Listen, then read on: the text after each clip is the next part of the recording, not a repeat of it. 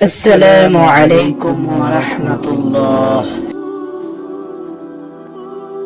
আশা করি মহান আল্লাহ রাব্বুল আলামিনের অশেষ মেহেরবানি ও দয়ায় আপনারা সবাই ভালো আছেন।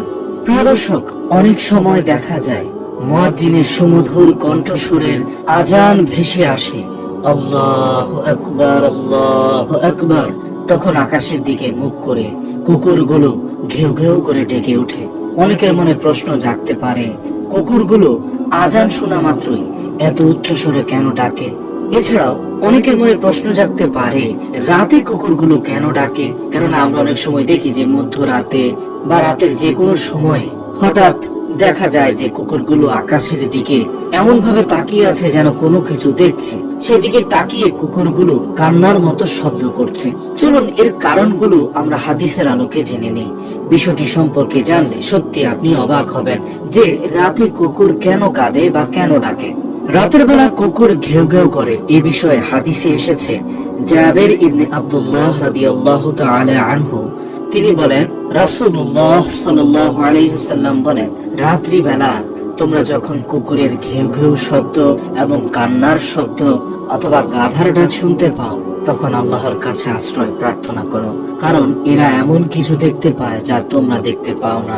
রাতের বেলা তোমরা আল্লাহর নাম স্মরণ করে ঘরের দরজা সমূহ বন্ধ করো, কারণ আল্লাহর নাম স্মরণ করে বন্ধকৃত দরজা শয়তান খুলতে পারে না। তোমরা কলসিগুলোর মুখ ঢেকে দাও, মস্কের অর্থাৎ চামড়ার তৈরি পানির পাত্র মুখ বেঁধে দাও এবং পাত্রগুলো উপর করে রেখে দাও। আবু দাউদ হাদিস নম্বর 1246। সুপ্রিয় দর্শক, তাহলে হাদিস দ্বারা বুঝতে পারলাম রাসূলুল্লাহ সাল্লাল্লাহু আলাইহি ওয়াসাল্লাম বলেছেন, কুকুর যা দেখতে পায় মানুষ তা দেখতে পায় না। কুকুর শয়তানকে দেখতে পায়, এজন্যই পরক্ষণে বলেছেন অবশ্যই রাতের বেলা তোমাদের দরজা সমূহ বন্ধ করে দাও বিসমিল্লাহ বলে। এর অর্থ হচ্ছে কুকুর তখনই ডাকে যখন সে শয়তানকে দেখতে পায়। বা এমনও হতে পারে যে কোনো ব্যক্তির কবরের আযাব হতে থাকলেও কুকুর দেখতে পায় ও শুনতে পায়। আমরা জানি রাসূল সাল্লাল্লাহু আলাইহি ওয়াসাল্লাম বলেছেন, বোবা জীবজন্তু পশু পাখি কবরের আযাব দেখতে ও শুনতে পারে। তাই বন্ধুরা, আমরা রাতে যখন কুকুরের ডাক শুনবো তখন আমরা পড়বো আউযু বিল্লাহি মিনাশ শাইতানির রাজিম। প্রিয় দর্শক মণ্ডলী, আজ আপনাদের জন্য কুকুর বিষয়ে কিছু কথা বলার চেষ্টা করব। আমাদের দেশে যত জানোয়ার আছে তার মধ্যে নিকৃষ্ট মানের জানোয়ার হচ্ছে কুকুর আর শূকর। আমরা তো কুকুর দেখলেই লাথি দিয়ে দূরে সরিয়ে দেই এবং তাদের দেখলে জুতা ছুড়ে মারতে ইচ্ছে করে। অথচ কুকুরের একটি ইতিহাস আছে যা হায়াতুল হাইবার নামক কিতাবে লেখা হয়েছে। আল্লাহর একজন বান্দা একদিন কোথাও যাওয়ার উদ্দেশ্যে রওনা হলেন।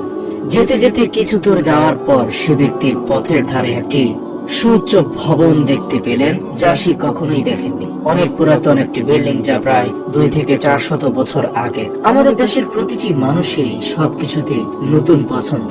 আমরা সবাই জুতা বা কাপড় কিনতে গেলে আমরা আগে জিজ্ঞেস করি নতুন কি এসেছে, কিন্তু স্মৃতির অ্যালবামে কেউ নতুন কিছু রাখে না, মানুষ পুরাতনটাই রাখে।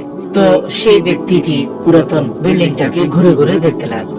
হঠাৎ তার চোখে পড়লো একটি শিলালিপির দিকে, যেখানে খোদাই করে লেখা আছে, এই বিল্ডিং তৈরির ইতিহাস জানতে হলে অমুক গ্রামে যেতে হবে। এটি দেখে সেই ব্যক্তির মনে কৌতূহল আরো বৃদ্ধি পেল। সে উক্ত গ্রামের খোঁজে যেতে যেতে 2-3 কিলোমিটার চলে গেল। তারপর একটি গ্রামের কাছে গিয়ে একজন ব্যক্তিকে গ্রামের নাম জিজ্ঞাসা করলো এবং শিলালিপিতে লেখা গ্রামের সাথে মিলে গেল। তারপর আল্লাহর সেই বান্দা লোকটি থেকে পুরাতন সেই বিল্ডিং এর ইতিহাস জানতে চাইল। লোকটি বললেন, জন্মের পর থেকে সবাই এভাবে বিল্ডিংটি দেখেছে, এর ইতিহাস সম্পর্কে কারোই সুস্পষ্ট কিছুই জানা নেই। এমনকি আরো কিছু সংখ্যক মানুষকে জিজ্ঞেস করা হলো এবং তারাও একই কথা বললেন। তারপর সেই ব্যক্তি মন খারাপ করে চলে আসছিল এবং ভাবছিল, খোদাই করে কি তাহলে মিথ্যা কথা লেখা আছে? ভাবতে ভাবতে যখন গ্রামের শেষ প্রান্তে চলে আসলো তখন তিনি একজন বৃদ্ধাকে দেখতে পেলেন। বয়সের ভারে বৃদ্ধার মাথা 3টে হয়ে গেছে, অর্থাৎ বয়সের ভারে ঝুঁকে বসে থাকতে থাকতে হাঁটু সহ 3টা মাথা মনে হয়। এখনকার যুগে এই সকল বৃদ্ধাদের খুব একটা দেখা যায় না, কারণ এখন মানুষ 35 থেকে 60 বছরের মধ্যে ডিজিটাল যুগে ডিজিটাল প্রযুক্তির মাধ্যমে বেশি মারা যায়। যেমন স্বামী স্ত্রী থেকে পানি চাইলেন, স্ত্রী পানি নিয়ে আসতে আসতে শোনা যায় বাইক অ্যাক্সিডেন্টে স্বামী আর দুনিয়াতে নেই। আর আগের যুগের বৃদ্ধা মানুষ অসুস্থ 7-8 দিন পর্যন্ত বিছানায় থেকে মারা যাবে যাবে বলতে বলতেও আরো 2 থেকে 3 ঘন্টা বেঁচে থাকতো। যাই হোক, সবই আল্লাহর হুকুম। তখন কেউ পানি দিত, কেউ দুধ দিত, কেউ ক্ষমা চাওয়ার সুযোগ পেত। তাছাড়া ক্ষমা চাওয়াটা একটি ভালো পদ্ধতি, কিন্তু হঠাৎ মৃত্যু ভালো না। রাসূল সাল্লাল্লাহু আলাইহি ওয়াসাল্লাম হঠাৎ মৃত্যু থেকে আল্লাহর কাছে পানা চেয়েছেন। তো যাই হোক, আল্লাহ সেই বান্দা বৃদ্ধার কাছে গেল এবং জিজ্ঞেস করলো, এই গ্রামের নামটি কি এটা? উত্তরে বৃদ্ধা বললেন, হ্যাঁ, কিন্তু তুমি কোথায় থেকে জানো এবং তুমি কোথায় থাকো? উত্তরে ব্যক্তিটি বললেন, আমার বাড়ি অনেক দূর, আমি অমুক রাস্তায় সেই মাথায় একটি বিল্ডিং দেখতে পেলাম, যেখানে লেখা ছিল বিল্ডিং এর ইতিহাস জানতে হলে এই গ্রামে আসতে। কিন্তু প্রায় 40 জনকে জিজ্ঞেস করলাম, কেউ জানে না। বৃদ্ধা লোকটি মুচকি হাসি দিয়ে বললেন, তুমি কাদের জিজ্ঞাসা করেছো? উত্তরে ব্যক্তিটি বললেন, যুবকদের। বৃদ্ধা বললেন, তারা কিভাবে বলবে? আমার বয়স 200 বছর পার হয়ে গেছে, আমি তো নিজেই বিল্ডিং এর তৈরি দেখিনি, শুনেছি আমার দাদার কাছে। বৃদ্ধার কথা শুনে যুবকের মনে স্বস্তি ফিরে আসলো। যুবক ইতিহাস জানতে চাইলে বৃদ্ধা তাকে কাছে টেনে নিয়ে বলতে লাগলেন, এই রাস্তা দিয়ে আসার সময় যত গ্রাম, মহল্লা, জমি জমা তুমি দেখছো, সব জমি জমার মালিক ছিল একজন জমিদার। সেই জমিদারের অনেক চাকর বাকর ছিল, খাদেমের কোনো অভাব ছিল না। তবে জমিদারের স্মরণীয় বস্তুর ভিতর ছিল একটি পালিত কুকুর। কুকুরটি জমিদারকে সাংঘাতিক মহব্বত করত। এক মুহূর্তের জন্য কুকুর জমিদারকে ছেড়ে যেত না। জমিদার যখন গোসল করত তখন কুকুরটি জমিদারের কাপড় পাহারা দিত। জমিদার যখন বাথরুমে যেত, কুকুরটি বাথরুমের দরজার সামনে দাঁড়িয়ে থাকতো, এবং জমিদার যখন ঘুমাতে যেত তখন কুকুরটি তার ঘরের আশপাশ পাহারা দিত। একদিন জমিদারের এক ভিআইপি মহলে যাওয়ার কথা। জমিদার চিন্তা করতে লাগলেন, কুকুরটি আমাকে ছাড়া এক মুহূর্ত থাকতে পারে না, আমি ভিআইপি মহলে যাব, কুকুরটি আমার সাথে গেলে আমার মান সম্মান থাকবে না। এজন্য সে বুদ্ধি করে একটি ঘরের ভিতরে ঢুকলো। কুকুর তার সাথে সাথে ঘরে ঢুকে গেলে চাকরদের বলে সেই ঘরের দরজা বন্ধ করে দিল, এবং তারপর কুকুরের গলায় শিকল লাগিয়ে দেওয়া হলো এবং শক্ত পিলারের সাথে বেঁধে রাখা হলো।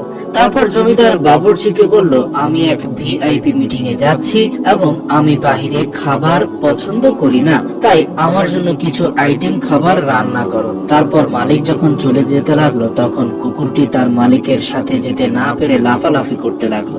মালিক যখন বহুদূর চলে গেল, কুকুর তখন নিজেকে কন্ট্রোল করতে না পেরে বিকট আওয়াজে মালিককে ডাকতে লাগলো। কুকুরের ডাক শুনে প্রতিবেশীরা জমা হয়ে গেল এবং কিছু সময় ধরে কুকুরের কীর্তিকলাপ গুলো দেখলো এবং কিছুক্ষণ পর যে যার কাজে চলে গেল। কিন্তু জমিদারের একজন বোবা কাজের মেয়ে কুকুরের কার্যকলাপ প্রত্যক্ষ করছিল। এ সময় বাবুর্চি খাবার তৈরি করে ওই ঘরে তাকের উপর রেখে গেল। ঘরের মধ্যে কেউ নেই, শুধু কুকুর আর বোবা মেয়েটি ছাড়া। এর কিছুক্ষণ পর হঠাৎ দেখতে পেল যে একটি কালো বিষধর সাপ কোথা থেকে উড়ে এসে বাবুর্চি রেখে যাওয়া উক্ত খাবারের মধ্যে মুখ দিয়ে কিছুক্ষণ থাকার পর আবার উড়ে চলে গেল। উক্ত ঘটনা কুকুর আর বোবা মেয়েটি ছাড়া আর কেউ দেখলো না। মেয়েটি চিন্তা করলো, এখন যদি আমি এখান থেকে চলে যাই এবং মালিক এসে পাত্রে রাখা খাবার খেয়ে ফেলে, তাহলে বিষক্রিয়ায় অবশ্যই মালিক মারা যাবেন। তাই কাজের মেয়েটি সেখানেই বসে রইল। কিছুক্ষণ পর মালিক আসলো এবং বোবা মেয়েটি কথা বলতে পারে না ঠিক, তারপর অঙ্গ ভঙ্গিমায় বোঝাতে চাইলো, কিন্তু মালিক ওই পাত্রে রাখা খাবারে হাত দিবেন না, জীবন বিপন্ন হবে, এরকমটাই হয়তো বোঝাতে চাইছিল সেই বোবা মেয়েটি। কিন্তু যেহেতু কাজের মেয়ে, তার উপরে আবার বোবা, তাই জমিদার কাজের মেয়ের কথাবার্তায় কর্ণপাত না করে নিজ গতিতে খাবারের কাছে গিয়ে খাবারে হাত দিল। যেই জমিদার পাত্রে হাত লাগালো, অমনি শিকলে বন্দি কুকুরটি পাগলের মতো লাফালাফি করতে লাগলো। অতিরিক্ত পাগলামি করতে দেখে মালিক কুকুরটিকে ধমক দিল। অন্যান্য সময় মালিক একবার ধমক দিলে কুকুর নিয়ন্ত্রণে চলে আসে, কিন্তু আজ যতই ধমক দেয় কুকুর নিয়ন্ত্রণে আসে না। মালিক কুকুরের ভাষা বুঝলো না। এক পর্যায়ে যখন মালিক পাত্রটি নিয়ে মাটিতে রাখলেন তখন কুকুরটি মাথা ছিঁড়ে যাওয়ার মতো অবস্থা করে ফেললো। কোন রকমের পা দিয়ে ঠেলে মালিকের সামনে রাখা কিছু খাবার সে মাটিতে ফেলে দিল। যেই মাত্র খাবার মাটিতে ফেলে দিল, মালিক দেখে রাগ হয়ে গেল। এক পর্যায়ে ক্রোধে মালিক কুকুরটিকে কয়েকটি লাথি মারতে লাগলো এবং কুকুর রক্তাক্ত হয়ে গেল, কিন্তু তারপরেও সে তার মিশন থেকে পিছপা হটেনি। কুকুরকে ধমক ধমকানো শাসানোর পরও কুকুর থামে না। এক পর্যায়ে মালিক দাঁড়িয়ে ক্রোধে চিন্তা করলেন, যেই খাবারের মধ্যে কুকুরের পায়ের ছোঁয়া লেগেছে সেই খাবার তো খাওয়া যাবে না। কুকুর শুধু চিন্তা করেছে, যদি মালিক খাবারে মুখ দেয় তাহলে তো সে মালিককে আর বাঁচাতে পারবে না। কুকুর শুধু লাফালাফি করছে, মালিক যে তাকে লাথি মারছে, মালিক তার উপর অত্যাচার করছে, তার কর্মকাণ্ডে বিরক্ত, সেদিকে তার লক্ষ্য নেই। তাই মালিক চাকরদের বলল শিকল খুলে দিতে এবং তারা খুলে দিল। কুকুরের বাঁধন যখন খুলে দেওয়া হলো, তৎক্ষণাৎ কুকুর খাবারে মুখ দিয়ে খাবার খেয়ে ফেললো। এটি দেখে মালিকের ক্রোধ আরো অধিক পরিমাণে বেড়ে গেল। মালিক দাঁড়িয়ে ক্রোধে ফসফস করতে লাগলো, যেন কুকুরকে আজ মেরেই ফেলবে। মনে মনে প্রস্তুতি নিল, আজ কুকুরটাকে আর রাখবো না। কিন্তু সে দেখতে পেল 2 মিনিটের মধ্যে তার নিজেকে মারতে হলো না, কুকুরটি নিজে থেকেই আস্তে আস্তে দুর্বল হয়ে গেল, মুখ দিয়ে ফেনা পড়তে লাগলো।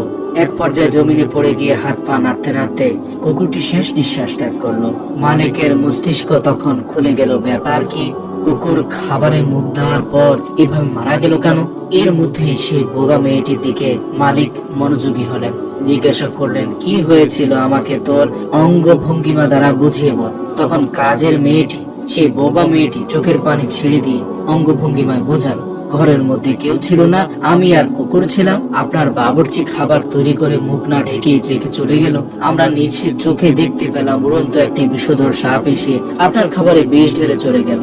আমি চিন্তা করলাম, আমি যদি এখান থেকে চলে যাই, এমত অবস্থায় আপনি এসে যদি খাবারে মুখ দেন তাহলে আপনি বাঁচবেন না। এই জন্য সব কাজ ফেলে আমি আপনাকে সাবধান করার জন্য এখানে বসে রইলাম। কিন্তু আপনি তো আমার কোনো কথাই শুনলেন না, আমাকে উপেক্ষা করলেন। আমি অনেক ভাবে আপনাকে বোঝাতে চেয়েছিলাম, যেহেতু আমার গলার স্বর নেই, কিন্তু আপনি বুঝতে পারেননি।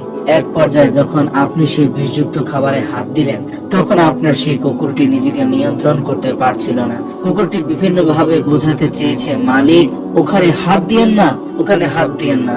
তারপরও যখন আপনি খাওয়ার জন্য অগ্রসর হলেন, তখন কুকুরটি নিজের মাথা ছিঁড়ে যায় এমন অবস্থায় নিজের সাথে যুদ্ধ করে পায়ে ঠেলে কিছুটা খাবার ফেলে দিল।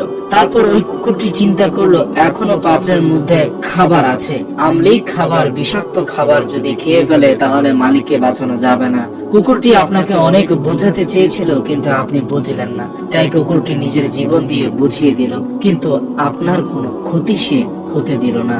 প্রিয় দর্শক, আপনাদের কাছে জিজ্ঞাসা করতে চাই, কুকুর নিজের মালিককে বাঁচানোর জন্য নিজের জীবন বিসর্জন দেয়, অথচ মালিক কুকুরের জন্য খাবারের কোনো মেনু দেয় নাই, থাকার জন্য একটি সুন্দর ঘর দেয় নাই, এবং কুকুর নিজের জাগ্রত থেকে সারা রাত তার মালিককে পাহারা দিল। এবং যে মালিক কুকুরকে 2 দিন 3 দিন পর পর খাবার দিল, সে কুকুর যদি এমন মালিকের জন্য জীবন দেয়, তাহলে মুসলমান ভাইরা, আমাদের মালিক তো আমাদের জন্য খাবারের মেনু দিয়েছেন, আমাদের মালিক তো থাকার জন্য উন্নত বাসস্থান করেছেন। শুধু তাই নয়, কুকুর যদি নিজে রাত জেগে মালিককে পাহারাদারি করে, আমাদের মালিক তো রাত জেগে আমাদের জন্য পাহারাদারি করেন। আমাদের মালিক বলেন, লা তাখুযুহু সিনাতুন ওয়ালা নাওম, আমাকে কোনো নিদ্রাও স্পর্শ করে না। ও আমার বান্দাবান্দি, তোমরা রাতের বেলায় ঘুমিয়ে যাও, আমি একটা মুহূর্তের জন্য ঘুমাই না। আমি যদি ঘুমিয়ে যাই, এই মুহূর্তে আমার কোনো বান্দাবান্দি যদি মুসিবতের মধ্যে পড়ে এবং সে যদি আমাকে ডাক দেয়, তখন কে তাকে মুসিবত থেকে উদ্ধার করবে? আমি রব্বুল আলামিন, সর্বময় ক্ষমতার অধিকারী, প্রতিনিয়ত তোমাদের সাহায্য করি। আমি রহমান রহিম, আমি সেই সৃষ্টিকর্তা যিনি নাপাক পানি থেকে তোমাদের সৃষ্টি করেছি। আমি সেই সৃষ্টিকর্তা, আমি সেখান থেকে তোমাদের সৃষ্টি করেছি যেখান থেকে তোমাদের কোনো অস্তিত্বই ছিল না। আমি আমার চোখের ভেতরে কখনো নিদ্রা আসতে দেই না। যে রব্বুল আলামিন আমাদের সহযোগিতার জন্য, আমাদের ভালোবাসায় সারা রাত দিন জেগে রইলেন, এমনই রহমান রহিম রব থেকে আমরা দূরে সরে গেলাম। শেষ পর্যন্ত যখন বাবা মেয়েটি থেকে জমিদার সব কথা জানলেন, জমিদার তখন চোখের পানি ছেড়ে অনেক সময় ধরে ক্রন্দন করলেন। জমিদারের পর ঘোষণা দিল, যে কুকুর তার জীবন বিসর্জন দিয়ে আমার জীবন রক্ষার চেষ্টা করলো, এই কুকুরের লাশ যেখানে সেখানে ফেলে দেওয়া যায় না। যত কোটি টাকা লাগে তার স্মৃতিচারণের জন্য রাস্তার ধারে একটি বিল্ডিং বানিয়ে দাও। এই বিল্ডিং এর ভিতরে কুকুরকে দাফন করা হবে, যাতে করে 100 বছর পর্যন্ত প্রভু ভক্ত কুকুরের স্মৃতি দুনিয়ায় টিকে থাকে।